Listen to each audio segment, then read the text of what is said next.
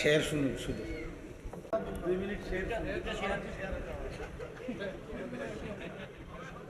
আল আমরু ফৌকাল আদব, বড় হলে যদি কি করে নির্দেশ দিলে ইয়ান পালন করা ভালো। আয়াত পর গেলাম দে মুহাম্মাদুর রাসূলুল্লাহ ওয়াল্লাযীনা মাআহু আশিদ্দাউ আলাল কুফফার রুহামাউ বাইনাহুম।